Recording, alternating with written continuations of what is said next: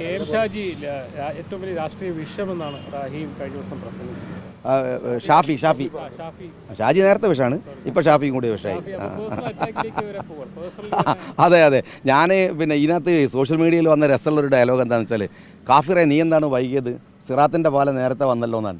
ആ സിറാത്തിൻ്റെ പാലത്തിൻ്റെ ആൾ ഞാനാണ്. ഞാൻ സിറാത്ത് പാലം പിന്നെ ഞാൻ ഒരു വിശ്വാസി ആയതുകൊണ്ട് സിറാത്ത് പാലം എന്നേ പറയുള്ളൂ. മീഡിയക്കാരോട് ഞാൻ പറയാം, സിറാത്ത് പാലം എന്നാണ് പറയുക. സിറാത്തിൻ്റെ പാലം എന്ന് പറയുന്നത് പിന്നെ ഇവരുടെ ഒരു സ്ഥിരം എന്താ നമ്മളെ ഊരാലുങ്കലിൻ്റെ പാലം എന്നൊക്കെ പറഞ്ഞാൽ അങ്ങനെ ഒരു പാലം ഇസ്ലാമിലില്ല. സിറാത്ത് പാലം എന്നേ ഇസ്ലാമിലുള്ളൂ, സിറാത്തിൻ്റെ പാലം എന്നില്ല. അത് ഒരു വിശ്വാസിക്കറിയാം, ഈ പിന്നെ കമ്മ്യൂണിസ്റ്റുകാർക്ക് അതറിയില്ല, അതുകൊണ്ടാണ് അവർ അങ്ങനെ എഴുതിയത്.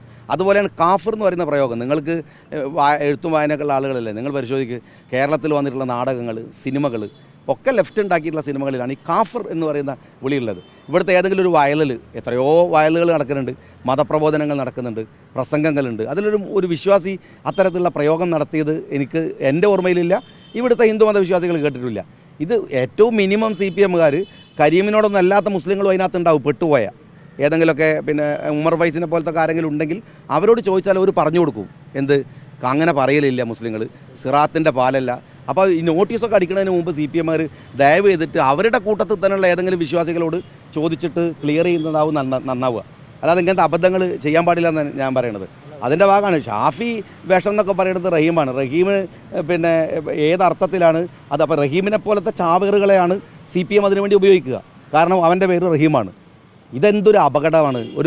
ഒരു പേര് പിന്നെ എൻ്റെ പേരിൽ വടകരയിൽ പിന്നെ ഉണ്ണിത്താൻ വടകരയിൽ പിന്നെ മുരളി വരുമ്പോൾ, അതല്ലെങ്കിൽ നമ്മളുടെ പിന്നെ അതിന് മുമ്പ് പിന്നെ നമ്മുടെ നേതാവ് മുല്ലപ്പള്ളി മത്സരിക്കുമ്പോൾ അപ്പോഴൊന്നും ഇല്ലാത്തൊരു വികാരം ഷാഫി വരുമ്പോൾ ഉണ്ടാകുന്നു. ഇതിലൊരു രസമുള്ള കാര്യം എന്താ വെച്ചാൽ, ഇതിൽ പറയുന്നത് എന്താ വെച്ചാൽ, പിന്നെ രാഹുൽ ഗാന്ധി വരുമ്പോൾ പച്ചക്കൊടി ഉയർത്തിയില്ല, ലീഗുകാരെ നിങ്ങൾ ലജ്ജിക്കുക എന്നാണ്.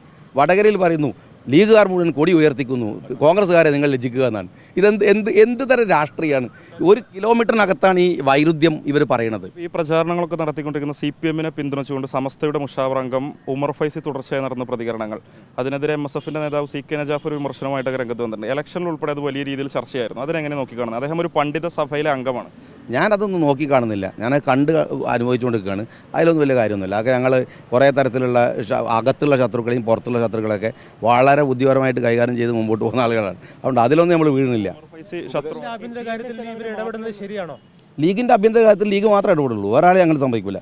ഇപ്പോൾ പിന്നെ മുസ്ലിം ലീഗിൻ്റെ പിന്നെ സെക്രട്ടറിനെ പിന്നെ മാറ്റണോ, മുസ്ലിം ലീഗിൻ്റെ പ്രസിഡന്റ് ആരാവണോ, അതിനൊരു കൗൺസിലുണ്ട്, അത് മെമ്പർഷിപ്പ് എടുത്തവർക്ക് കിട്ടുന്നതാണ്. അത് പാർട്ടി പ്രവർത്തകരാണ് തീരുമാനിക്കുന്നത്. പുറത്തുള്ളവർക്ക് അഭിപ്രായം പറയാം, അത് അഭിപ്രായമായിട്ട് മാത്രമേ എടുക്കുള്ളൂ, കാര്യമായിട്ടൊന്നും എടുക്കില്ല.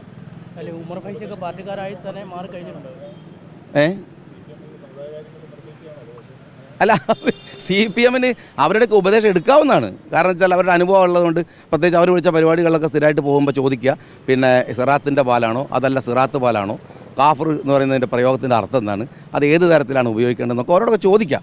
കാരണം ഉപദേശം കൊടുക്കുന്നതിന് പ്രത്യേകിച്ച് പ്രശ്നം ഉണ്ടാവില്ലല്ലോ. അങ്ങനെയൊന്നും ഞങ്ങൾ വരുന്നില്ല. അത് വോട്ടെണ്ണീറ്റ് തീരുമാനിക്കാം. നമുക്ക് മെജോറിറ്റി എവിടെ ഉണ്ട്, പിന്നെ ന്യൂനപക്ഷം എവിടെ ഉണ്ടെന്നൊക്കെ നമുക്ക് അപ്പോൾ തീരുമാനിക്കാം.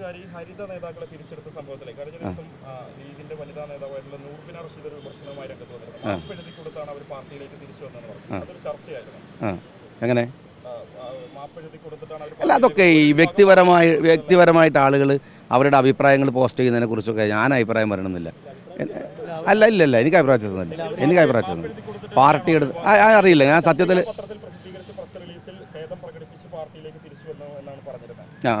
അങ്ങനെയാണെങ്കിൽ അതായിരിക്കും ശരി. പത്രത്തിൽ ചന്ദ്രിക എന്ന് പറയുന്നത് പാർട്ടിയുടെ വേറെ, ഇപ്പോൾ നിങ്ങളൊക്കെ പത്രം നടത്തുന്ന പോലെ പിന്നെ പുറത്തുള്ള മുതലാളി ആരാണെന്ന് തിരിച്ചറിയാത്ത പത്രമല്ലല്ലോ ചന്ദ്രിക. അതിൻ്റെ മുതലാളിയും അതിൻ്റെ മുടക്കു മുതലൊക്കെ ലീഗാണ്. അപ്പോൾ അതുകൊണ്ട് അതിൽ വരുന്നത് ലീഗിൻ്റെ വാർത്തയായിരിക്കും. അറിയില്ലല്ലോ, ഇവർ വരുന്ന ചന്ദ്രികയിൽ അങ്ങനെ വന്നില്ല, അപ്പോൾ അതായിരിക്കും ശരി.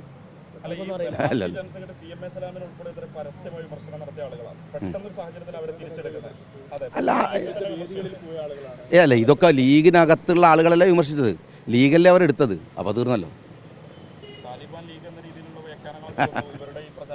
അത് നിങ്ങൾ എത്ര മെനക്കെട്ടാലും അതിനകത്തിൻ്റെ ഒരു കമൻറ്റ് കിട്ടില്ല.